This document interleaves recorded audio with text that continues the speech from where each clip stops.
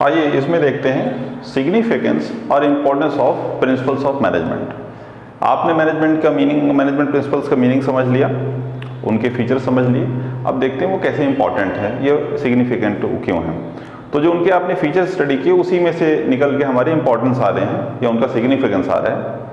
देखिए, management principles हमने देखा कि क्या थे, वो मैनेजमेंट थिंकर्स हैं या थ्योरिस्ट हैं। वो क्या करते हैं कि सिचुएशन को क्या करते हैं, ऑब्जर्व करते हैं। ऑब्जर्व करने के बाद फिर उसको एनालाइज करते हैं। एनालाइज करने के बाद वो कुछ उनको चीज़ें लगती हैं कि हाँ, जैसे कि उनको लगा कि भाई डिसिप्लिन हर ऑर्गेनाइजेशन के सही, तो उन्होंने क्या किया कि उसको फिर अलग अलग सिचुएशन में अलग अलग ऑर्गेनाइजेशन में टेस्ट किया डिसिप्लिन अप्लाई करके, और फिर देखा कि वाकई में हर जगह काम कर रहा है, एप्लीकेबल है और इससे इफिशिएंसी इफेक्टिवनेस बढ़ती है, सिस्टम स्मूथ रन हो रहा है। तो फिर उसको उन्होंने प्रिंसिपल बना दिया।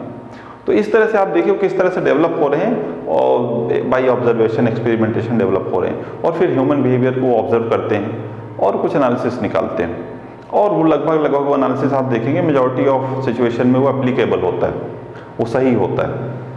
तो इसी तरह आप देखिए कि वो बहुत ज़्यादा इम्पॉर्टेंट है, क्योंकि बार बार हर मैनेजर अपने जॉब में ऐसा तो हो नहीं सकता कि वो डिसिप्लिन प्रिंसिपल को हर बार एक्सपेरिमेंट करे, फिर उसको ऑब्जर्व करे, एनालाइज करे, फिर उसको फाइनली अडॉप्ट करे। अगर वो हर मैनेजर ऐसा करेगा तो ज़्यादा दिन जॉब नहीं कर पाएगा शायद, क्योंकि वहाँ उसको परफॉर्म करना है, उसको एक्सपेरिमेंट नहीं करना है। वो जितना अच्छा परफॉर्म करेगा उसको उतना अच्छा रिवॉर्ड मिलता है, प्रमोशन मिलेगा, उसका करियर ग्रोथ होता है।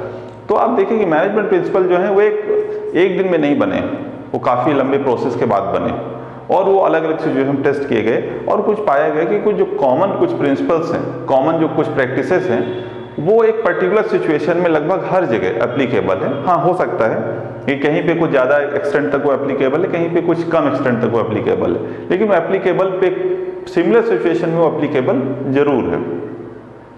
तो इसी बात से मिलता जुलता इंपॉर्टेंस है मैनेजमेंट का।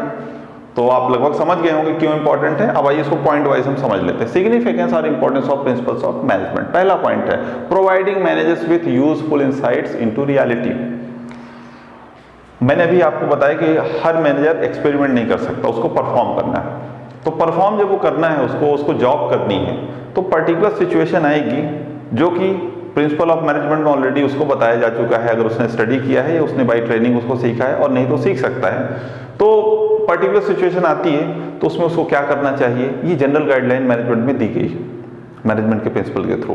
तो अगर वो उनको फॉलो करता है तो उसका क्या होगा, टाइम सेव होगा, उसकी परफॉर्मेंस ज़्यादा अच्छी होगी, और उसकी इफिशिएंसी और इफेक्टिवनेस वो अपनी टीम की भी बढ़ा पाएगा और उसकी भी इंक्रीज होगी। तो इस तरह से मैनेजमेंट प्रिंसिपल क्या कर रहा है, providing managers with useful insights into reality, कि उसको प्रिंसिपल दिए गए हैं, उसको गाइडलाइन दिया गया है, और किस तरह से वो रियलिटी में उसको यूज करके इफिशिएंसी और इफेक्टिवनेस और एक अच्छा गाइडेंस अपनी टीम को दे सकता है। तो दे आर वेरी यूजफुल। ये है about first point. Second point की बात करते हैं। तो सेकेंड पॉइंट में हम देखिए optimum utilisation of resources and effective administration. Management principle और क्या सिखा रहा है कि आप किस तरह से रिसोर्सेज का ऑप्टिमम यूटिलाइजेशन कर सकते हैं। अगर आपको रिसोर्सेज का ऑप्टिमम यूटिलाइजेशन करना है, और ऑप्टिमम यूटिलाइजेशन करने के लिए आपको क्या होना चाहिए, आपको डिवीजन ऑफ वर्क का जो प्रिंसिपल है वो देखिए हमारे मैनेजमेंट प्रिंसिपल में दिया हुआ है कि किस तरह से आप टोटल वर्क को डिवाइड कर सकते हैं, और जो एम्प्लॉय जिस वर्क में अच्छा है, स्किल्ड है, उसके पास उस वर्क को करने का एप्टीट्यूड है, तो आप उसको वो वर्क असाइन करिए। धीरे धीरे उसमें स्पेशलाइजेशन आएगा, वो और उस काम को और अच्छे से करेगा, और इससे क्या होगा, इफिशिएंसी इंक्रीज होती है ऑर्गेनाइजेशन की। जब ऑर्गेनाइजेशन की इफिशिएंसी इंक्रीज होगी तो वेस्टेज कम होगा, स्पॉइलेज कम होगा। तो इससे क्या होगा, इफिशिएंसी इंक्रीज होगी, ऑर्गेनाइजेशन टाइम पे अपना ऑर्डर भी पूरा कर पाएगी, कम से कम कॉस्ट में अपना ऑर्डर पूरा कर पाएगी। तो एक तरह से क्या हो रहा है यहाँ पे, जब इस तरह का मैनेजर होगा, जब इस तरह का वो वर्क करेगा, तो क्या होगा, लोग उसको फॉलो करेंगे, उसकी टीम में एक इनकरेजमेंट होगा, एक मोटिवेशन होगा, और उसके एडमिनिस्ट्रेशन में, उसकी लीडरशिप में क्या होगा, इफेक्टिवनेस आएगी।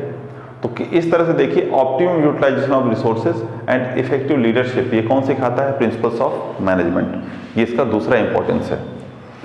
थर्ड जो इंपॉर्टेंस है, ये सिग्निफिकेंस है, दैट इज साइंटिफिक डिसीजन। आप देखिए मैनेजमेंट में हम आगे स्टडी करने वाले मैनेजमेंट प्रिंसिपल्स में science not rule of thumb, ये प्रिंसिपल किसने दिया था? ये FW टेलर ने ये प्रिंसिपल दिया, science not rule of thumb. मतलब मैनेजमेंट प्रिंसिपल सिखाता है कि आपको रूल ऑफ थंब फॉलो नहीं करना है कि पहले से जो हो रहा था आप उसको फॉलो आपको नहीं करना है। आपको साइंटिफिक हर प्रैक्टिस का या हर पार्ट ऑफ वर्क जो आप कर रहे हैं उसका साइंटिफिक एनालिसिस करना है और आपको बेस्ट वे फाइंड आउट करना है कि किसी भी काम को करने का बेस्ट वे क्या होता है।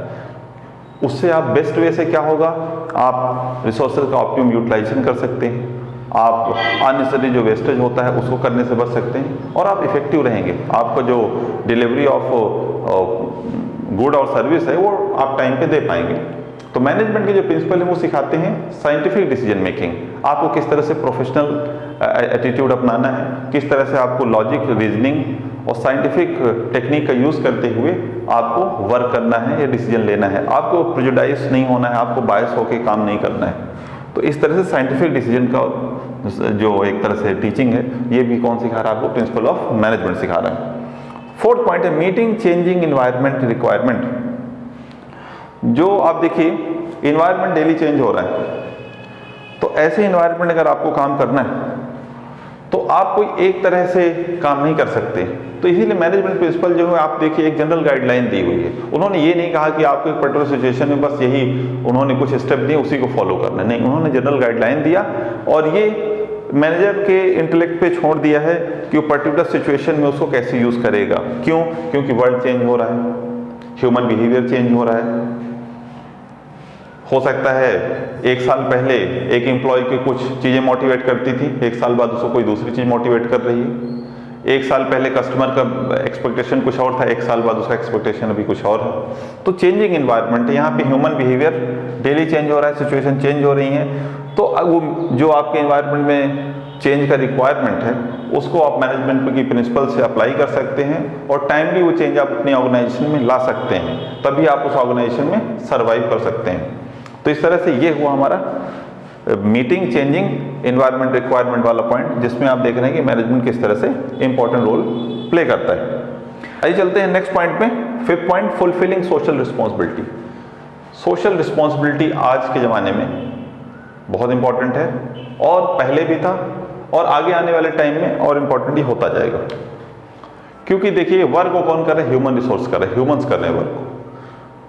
तो अगर आपकी कंपनी के अंदर भी ह्यूमन है जो वर्क कर रहे हैं, उनके लिए भी आपको रिस्पॉन्सिबल होना है और कंपनी के बाहर जो कस्टमर है, जो स्टेक होल्डर है, वो भी ह्यूमन है, उनके लिए भी आपकी रिस्पॉन्सिबिलिटी होती है। तो आप देखिए हम with the help of principle of management, principle देखिए मैनेजमेंट प्रिंसिपल में एक प्रिंसिपल है इक्विटी का प्रिंसिपल, जो आगे हम स्टडी करेंगे भी नेक्स्ट वीडियो में। इक्विटी का प्रिंसिपल है। इक्विटी का प्रिंसिपल क्या कहता है कि हर एम्प्लॉय से आप एक जैसा बिहेव करो, मतलब जो रूल्स रेगुलेशन है वो सबके लिए सेम है। आप बायस होके किसी के साथ ऐसा नहीं कर सकते कि आप किसी को ज़्यादा प्रायोरिटी दें, दूसरा आपको पसंद नहीं इसलिए आप उसको कम प्रायोरिटी दें। आपको बायस होकर वर्क नहीं करना है। प्रिंसिपल ऑफ इक्विटी कहता है you have to behave in a same way with everyone, you need to be transparent. आपको ट्रांसपेरेंट होना है, आपको सबके साथ एक जैसा बिहेव करना है, सबको अपॉर्चुनिटी देनी है। तो ये अगर अपनी ऑर्गेनाइजेशन में जो आपके एम्प्लॉय काम कर रहे हैं अगर उनके साथ ये प्रिंसिपल अप्लाई कर रहे हैं तो हम एक तरह से हम क्या करें, सोशल रिस्पॉन्सिबिलिटी का जो एक तरह से ऑब्जेक्टिव है उसको हम पूरा कर रहे हैं। तो आप देखिए principal of management social responsibility को फुलफिल कराने में भी हेल्प कर रहे हैं। तो इसलिए ये पॉइंट भी बहुत इंपॉर्टेंट है। प्रिंसिपल ऑफ मैनेजमेंट हमको ये भी सिखा रहे हैं कि आपको किस तरह से सोशल रिस्पॉन्सिबल रहना है, किस तरह से सोशल रिस्पॉन्सिबिलिटी को फुलफिल करना है। Sixth, management training education and research.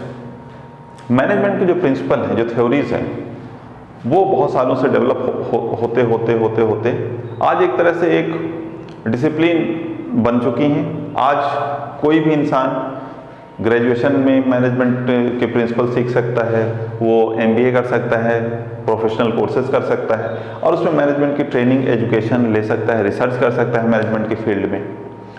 तो ये मैनेजमेंट के प्रिंसिपल का लास्ट इस हमारा जो लिस्ट है उसमें लास्ट ही इंपॉर्टेंस है। इससे भी बहुत ज़्यादा हैं और भी हैं, लेकिन हम इतना ही हमारा सिलेबस जितना अलाउ कर रहे हैं उतना ही स्टडी कर रहे हैं। तो प्रिंसिपल ऑफ मैनेजमेंट क्या कर रहा है, आपको ट्रेनिंग एजुकेशन और रिसर्च में भी हेल्प कर रहा है बाई इट्स थ्योरीज और इट्स प्रिंसिपल्स। तो ये भी इंपॉर्टेंट आपका पॉइंट है। तो इस तरह से ये कंप्लीट होता है significance importance of principles of management. Thank you.